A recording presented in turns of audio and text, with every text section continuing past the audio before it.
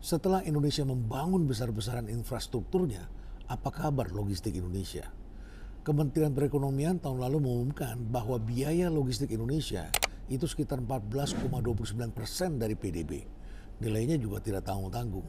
Menurut perkiraan itu biayanya adalah sekitar 278 miliar US dollar.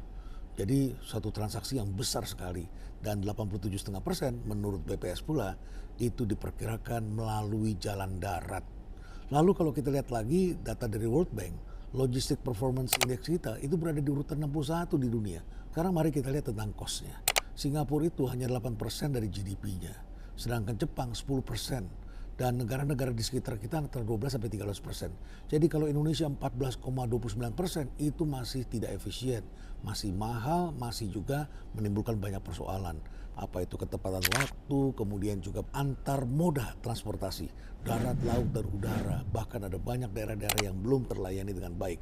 Berangkatnya penuh ke Indonesia Timur, pulangnya ternyata masih kosong. Lalu kemudian banyak sekali pelabuhan-pelabuhan yang belum memiliki laut dalam. Jadi sudah dibongkar di negara tetangga, harus dibongkar lagi, masuk ke sini. Akibatnya, biaya pengiriman barang di dalam Indonesia itu menjadi lebih mahal daripada kita kirim barang atau orang luar negeri kirim barang ke sini. Jadi inilah yang harus kita persoalkan dan harus kita atasi. Lalu kemudian ternyata belakangan ini logistik itu adalah bisnis yang sangat penting. Apalagi Indonesia adalah negara dengan tingkat pertumbuhan e-commerce yang tertinggi di dunia. Dan e-commerce di Indonesia bisnisnya telah mencapai top 10 dari bisnis e-commerce dunia. Tentu saja yang tertinggi tetap saja China, Amerika, UK, dan lain sebagainya. Indonesia masih masuk 10 besar. Kira-kira apa yang harus dilakukan ya? Bagaimana perusahaan-perusahaan besar mengatasi tantangan logistik di negeri yang antar kepulauan ini? Lalu kemudian juga bagaimana operation manajemennya?